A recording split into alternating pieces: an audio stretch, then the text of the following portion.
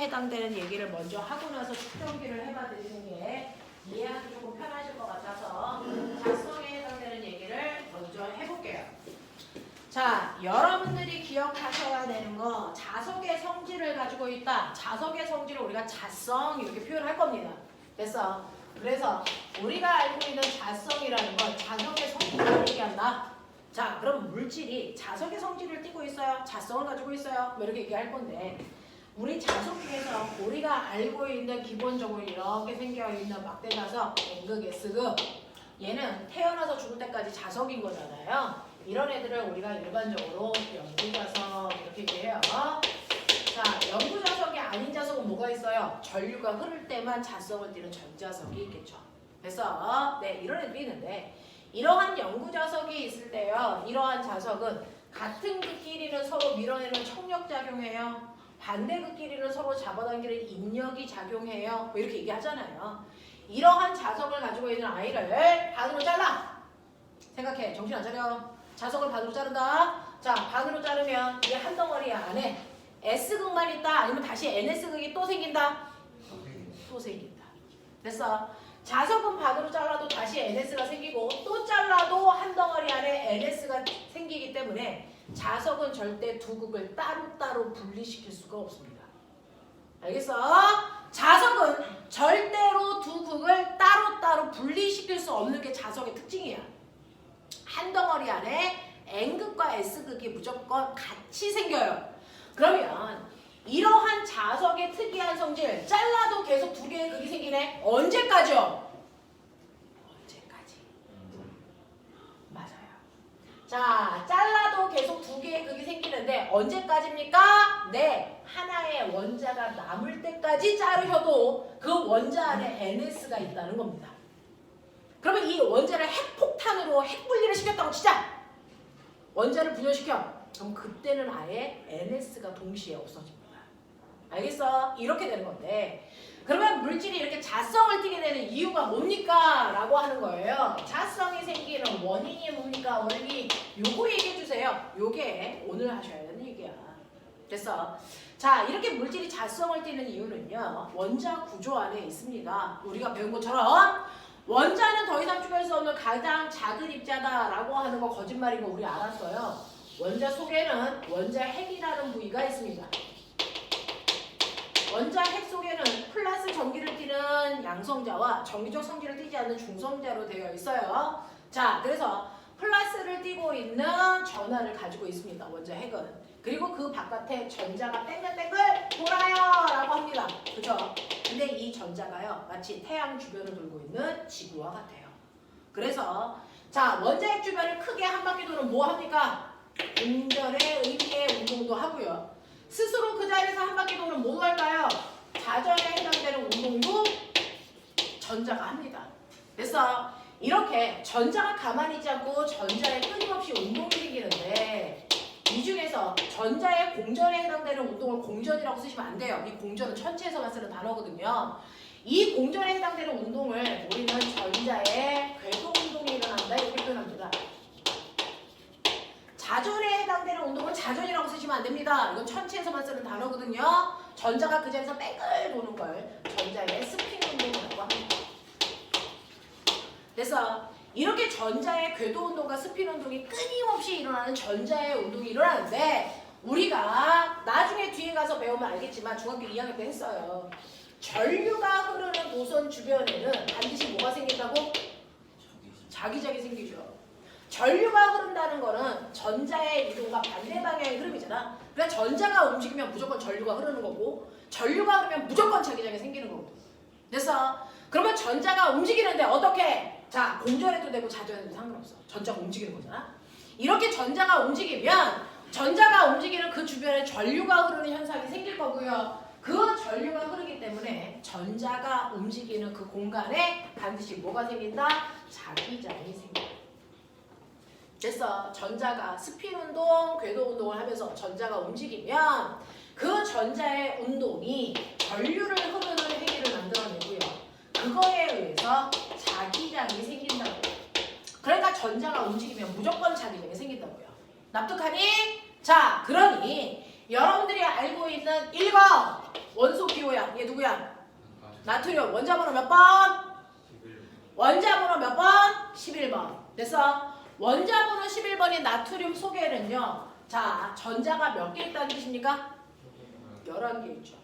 그러면 이렇게 하나의 원자 안에 전자가 11개가 나름 돌고 있는데 11개가 도는 방향이 다 똑같다, 다 다르다? 다 달라요. 어떤 애는 이렇게 돌고 있고요. 어떤 애는 이렇게 돌아요. 어떤 애는 이렇게 돌 거고요. 됐어? 자, 각자가 이동하는 방향이 다 다르니까 걔네들이 만든 자기장 방향이 어떤 애는 위쪽이 N극, 어떤 애는 아래쪽이 N극, 어떤 애는 이쪽 방향이 N극, 어떤 애는 이쪽 방향이 N극 이렇게 다 가지고 움직이고 있을 거예요. 됐어?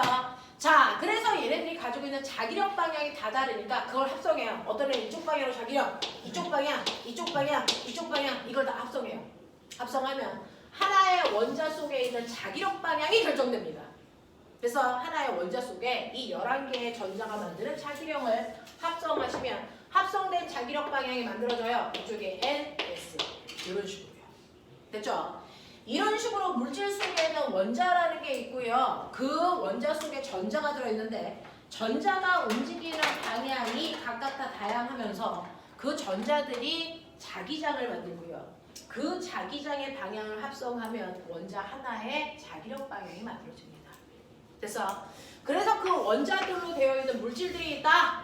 원자들로 되어 있는 물질들이 있다. 근데 이 원자들이 자기장을 가지고 있는데 자기장 방향이 모두 다 같은 방향이라고 치자. 그러면 이쪽이 N, S, N, S, N, S 이렇다고요. 그랬을 때 가운데 서로 반대 극끼리는 서로를 상쇄시키는 힘들이 생기죠. 상쇄시키는 힘들이 생겨서 얘네들은 자기력을 못 만들고요. 상쇄되지 않는 양쪽 끝에 있는 아이들의 자기력이 드러나. 그래서 여기가 N극, S극인 자석이 만들어지는 거야. 무슨 말인지 알겠어? 자, 근데 네가 자석을 반으로 자른다면서요. 잘라봐. 잘라보시면 이때 어떤 일이 발생됐냐면 자르는 순간 상쇄시켰던 N극이 없어지니까 여기는 S극이 다시 겉으로 들어가죠. 그래서 다시 NS가 생겨. 또 잘라! 정신 안 차려! 또 잘라. 그러면 또 자르면 또 S극이 드러나죠. 됐어? 또 잘라? 또 드러납니다. 언제까지? 원자 하나가 남을 때까지. 됐어? 이런 식으로요. 자, 자석을 쪼개도 다시 NS 두 개의 극이 남는 이유는요. 그 자석을 구성하는 원자 단위로 NS 자극을 가지고 있기 때문입니다. 알겠습니까? 이렇게 된다고요. 자, 그래서 이러한 자석의 특징이 만들어지는데 이때요. 원자 하나하나가 이렇게 NS 극을 가지고 있는 원자들을요. 원자들을 우리는 뭐라 그러냐면 원자 자성이 있다 이래요. 근데 어떤 원자를 합성하면 합성한 힘이 0이어서 NS가 없는 애들도 있어요. 원자 자성이 없는 애들도 있어요.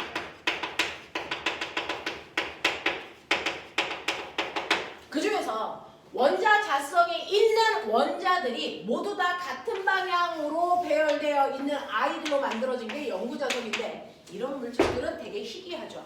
자철성만 그렇습니다. 그래서 그걸 뺀 나머지 아이들은 보편적으로 어떠냐면 원자 자성이 있는 원자들로 되어 있더라도 얘네들의 자화된 방향이 다 중구난방 불규칙적이에요. 그러니까 자성이 겉으로 드러나지 않습니다. 예를 들면 철 같은 애들이 그렇습니다. 그래서 철은 원자 자성이 있는 원자들로 되어 있지만 얘네들의 배열이 다 달라서 겉으로는 자성이 드러나지 않습니다. 그러면 이러한 원자 자성이 있는 원자들로 되어 있는 이런 물질 주변에 내가 영구 자석을 이렇게 놓습니다. 영향을 받을까 받을까? 정확하게 받습니다.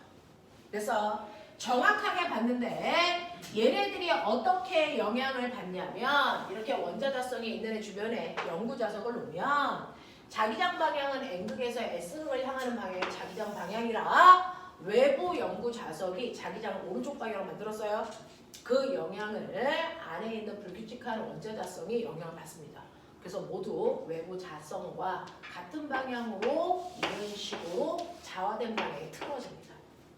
그래서 이쪽에 N극, S극, N극, S극, N극, S극 이렇게 배열돼. 그랬을 때 가운데 있는 애들은 지네들끼리 상쇄시키면서 양쪽 끝단에 자기력이 드러나겠죠. 그 드러난 결과가 밖에 있는 영구자석과 서로 잡아당기는 인력이 생기는 방향으로 좌화됩니다. 그게 바로 외부의 자기장과 같은 방향의 내부 자기장을 갖는다는 뜻입니다. 됐어? 이렇게 좌화가 돼요. 그래서 영구자석이 아니더라도 원자 자성에 있는 애들 주변에 자석을 갖다 대면 마치 지가 자석인 것처럼 됐어? 행동할 수 있죠. 자, 근데 내가 이렇게 좌화시켜 놓고 바깥에 있는 영구자석을 치운다고 치자. 밖에 있는 영구자석 때문에 얘가 좌화되는데 밖에 있는 영구자석을 치워요. 그러면 얘는 이 자성을 잃을까요? 그대로 유지할까요? 잃을까요? 그대로 유지할까요? 인 겁니다. 둘 중에 하나죠. 둘 중에 하나죠.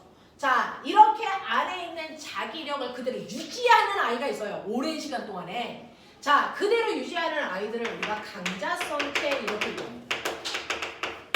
자기력을 오랫동안 유지하는 아이들이 대표적으로 철입니다. 그래서 철은 영구자석에다가 막 비빈 다음에 철에다가 클립을 갖다 대면 마치 철이 자석으로 바뀌었기 때문에 클립이 계속 붙어 있어요. 됐어? 이렇게 한번 좌화시키면 그 좌화된 상태를 오랫동안 유지하는 물질들을 강자성체라고 하고요. 대표적으로 철이 그렇습니다.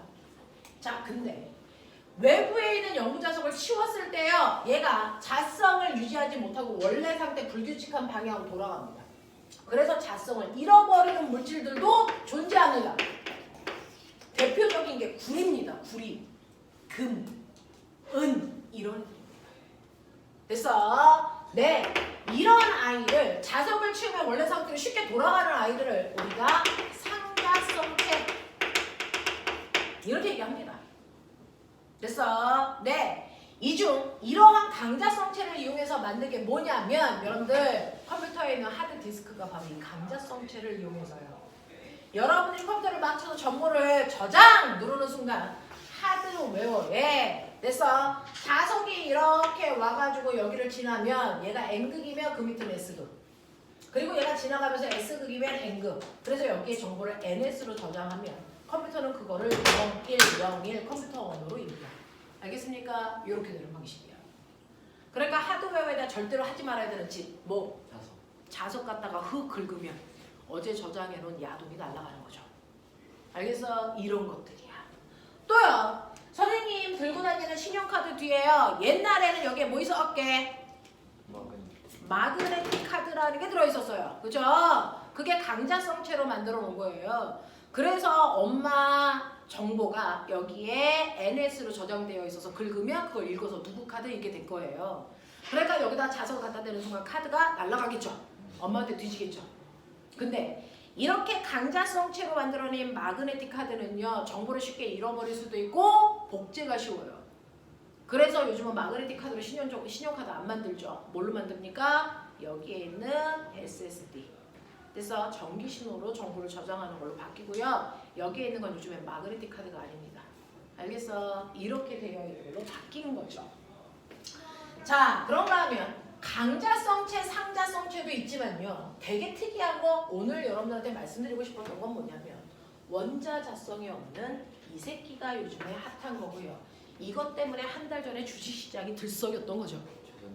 그렇죠. 자, 원자자성이 없는 아이가 있어요. 원자자성이 없는 아이들로 되어 있는 물질이 있다고 치자. 근데 여기다가 영구자성을 갖다 내. 영향을 받을까 말까? 이 새끼가 정확하게 봤습니다. 신기하게. 근데 어떻게 봤는 줄 아세요? 자, 외부 자기장이 N극에서 S극 방향으로 이렇게 자기장이 형성되어 있는데 원자자성이 없는 애다? 그러면 얘는 외부 자기장과 정확하게 반대 방향으로 저항됩니다. 그래서 여기가 NS, NS, NS 이렇게 돼서요. 가운데 있는 애들은 지네들끼리 상쇄시킬 거지만 밖에 있는 아이들이 드러나서 여기가 N극, 여기가 S극이 돼서 자석과 서로 청력이 작용하는 방향. 자석과 서로 청력이 작용하는 방향. 다시 말해서 외부 자기장과 반대 방향으로 좌화되는 물질이 생깁니다. 그게 원자자성이 없는 겁니다. 얘네들을 우리는 자석과 반대 방향으로 좌화된다. 반자성체라고 불러요. 대표적인 게 누굴까요? 물, 은, 금 이런 애들이 그렇습니다. 자석과 밀어내는 방향인 청력이 작용하는 방향으로 자화가 됩니다. 됐죠?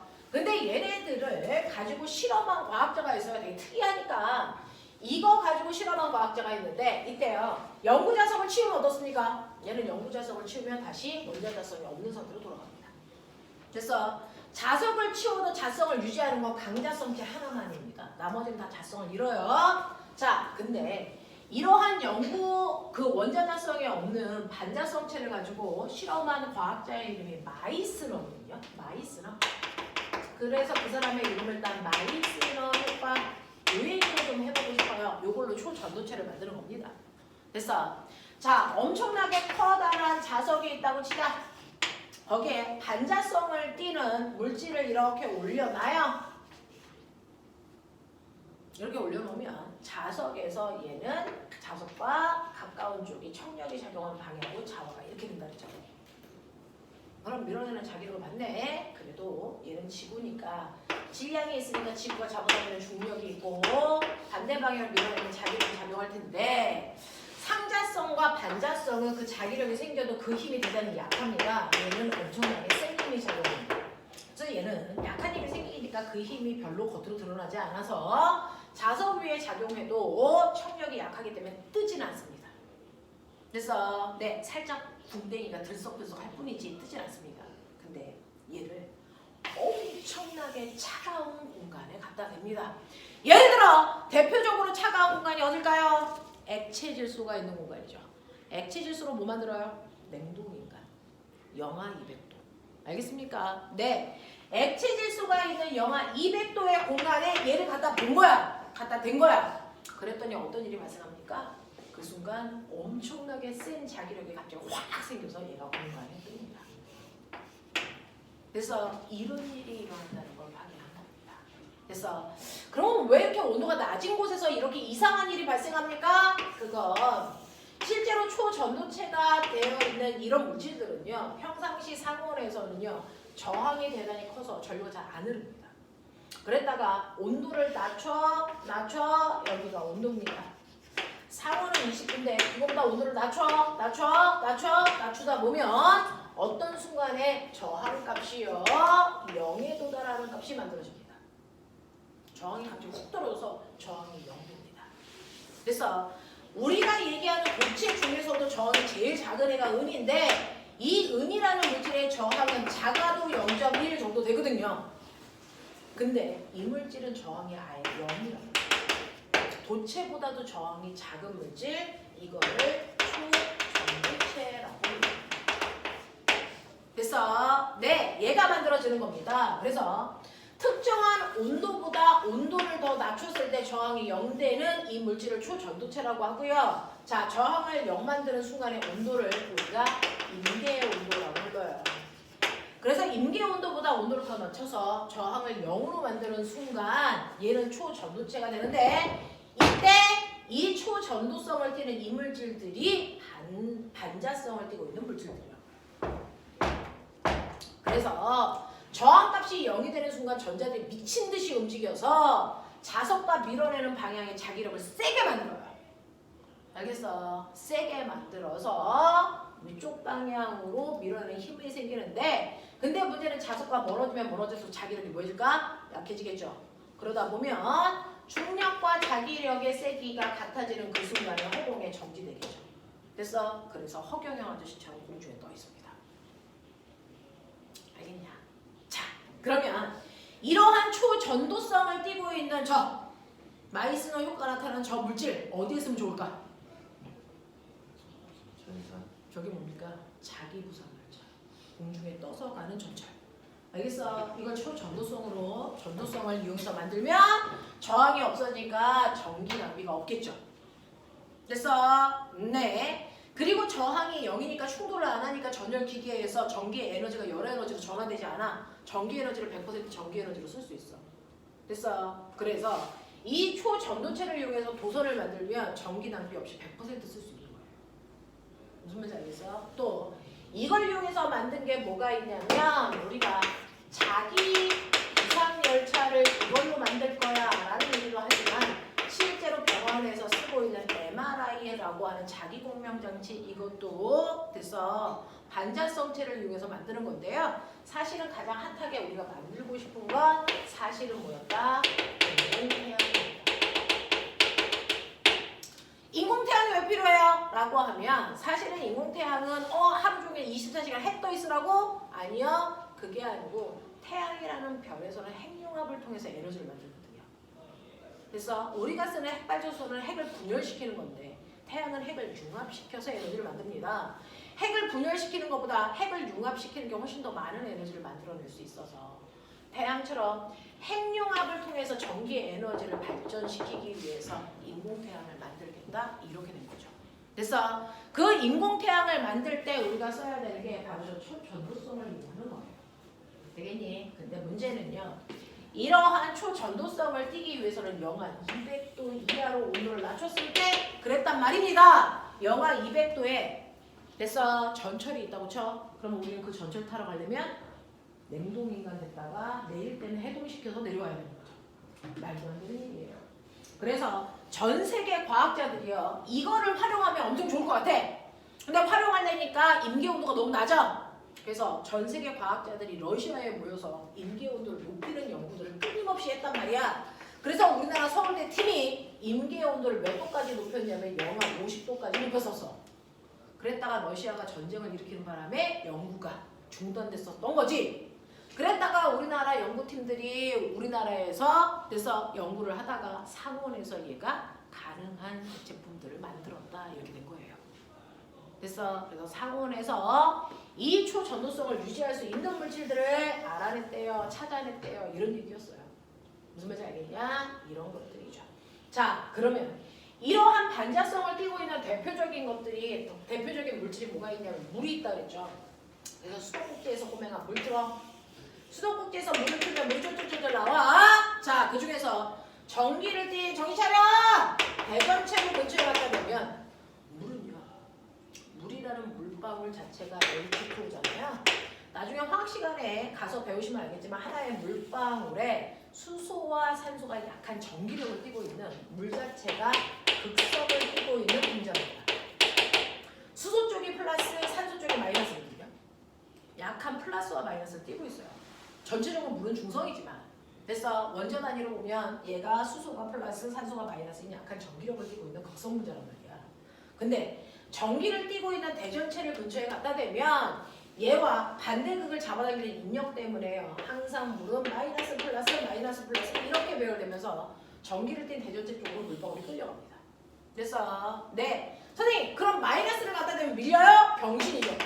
마이너스를 갖다 대면 거꾸로 이쪽이 플러스 이쪽이 마이너스 이렇게 되는 I로 잡아당겨져요. 그래서 또 끌려가요.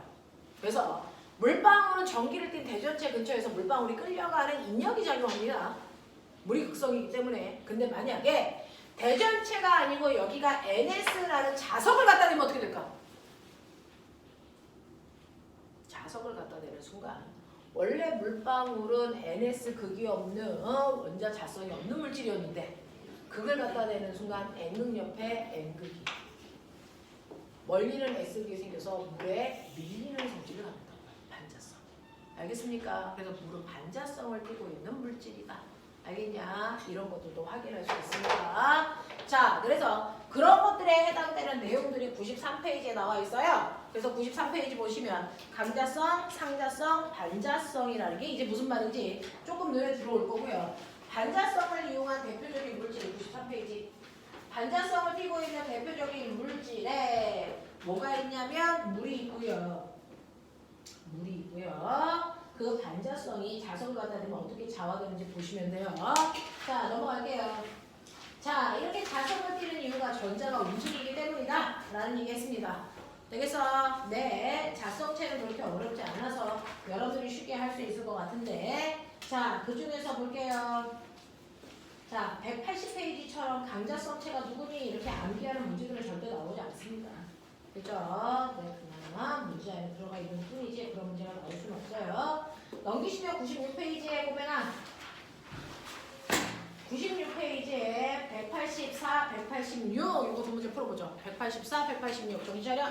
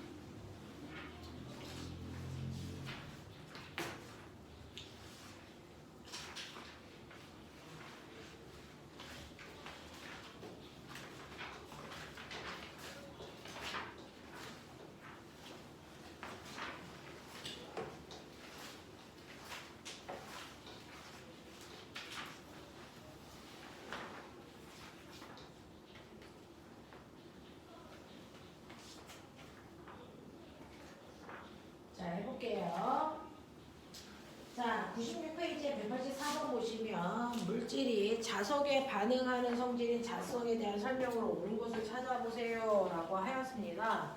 자, 그 중에서 자성에는 강자성, 상자성, 반자성이 있다라고 얘기했고요. 그 다음에 여기 보시면 상자성 체는 외부 자기장을 제거하면 자석의 효과가 바로 사라진다? 맞는 얘기예요.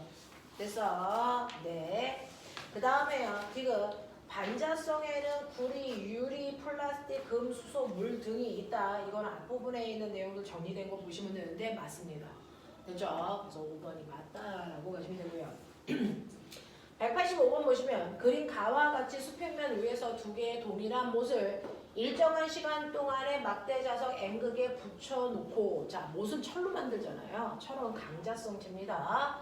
자, 그래서 자석에 이렇게 붙이는 순간 얘는 자석과 서로 인력이 작용하는 방향으로 자화됩니다.